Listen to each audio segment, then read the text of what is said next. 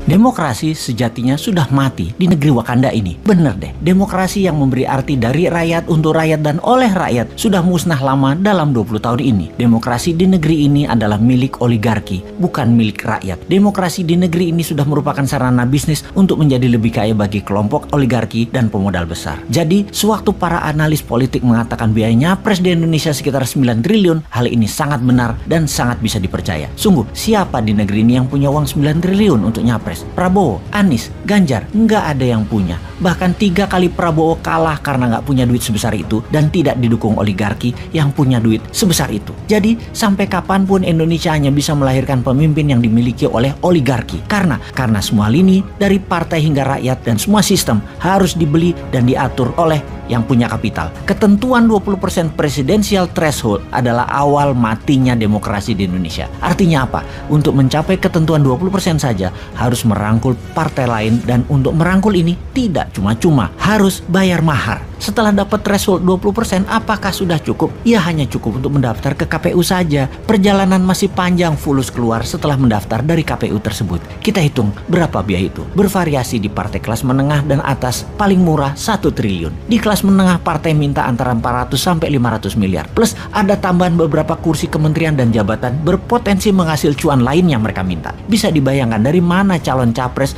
untuk bisa membiayai mahar partai kalau tidak mencari pemodal. Di sini Indonesia akan selamanya dikungkung oleh oligarki jika ketentuan presidensial threshold tidak 0%.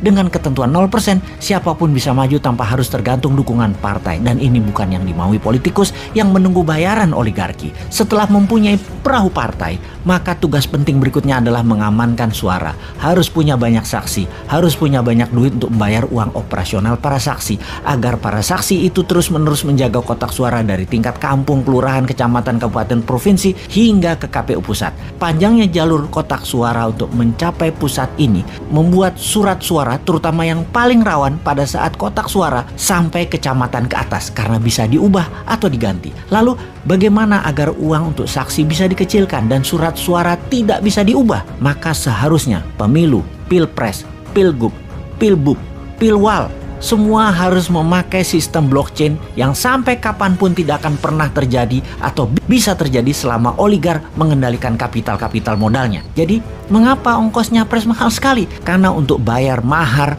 partai, baik partai yang akan jadi pelengkap persyaratan 20% dan juga kolaborasi partai pendukung. Kemudian pos kedua adalah membayar saksi. Pos ketiga yang juga perlu dana besar yaitu untuk sosialisasi dan memframing, seperti membayar pengamat untuk menggiring opini, membayar lembaga survei, membayar iklan terutama iklan TV, membayar konsultan politik, membayar buzzer, mencetak kaos dan berbagai atribut baliho, bendera dan lain sebagainya, serta biaya-biaya posko. Di pos berikutnya yang perlu dana besar untuk membeli suara rakyat adalah di pedesaan. Satu suara itu sekitar 30 sampai 100 ribu rupiah per kepala, dan ini ada bandarnya. Biasanya sang bandar akan menghitung suara di mana yang bisa dan mudah serta murah untuk mereka beli. Sekarang di tahun 2024, siapa capres yang punya 9T? Satu pun nggak ada. Sekali lagi, yang punya duit triliunan itu hanya oligarki. Bayangkan, satu oligarki bisa modali antara 2 sampai 3 triliun selama nantinya kebijakan pemerintahannya akan menguntungkan mereka,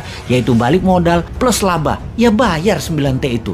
Bagi oligarki, biaya capres yang hanya 9 triliun itu kecil. Jadi, sungguh demokrasi sudah mati di Indonesia ini, yang dibikin oleh pejabat yang berkuasa dalam 20 tahun terakhir ini bersama oligarki. Juga, mulai sekarang kita bisa jelas melihat yang anti threshold 0%, mereka adalah yang anti demokrasi dan mereka adalah agen oligarki apapun alasan mulutnya mengatakan. Singkatnya, mereka antek oligarki. Kalau benar mau demokrasi menang, jadikan threshold 0%, pastikan blockchain sebagai hitungan alat suara, lalu menangkan New Mind di 2024 karena Bosman tidak akan terbeli oleh oligarki. Di kantongnya ada 11.000 triliun.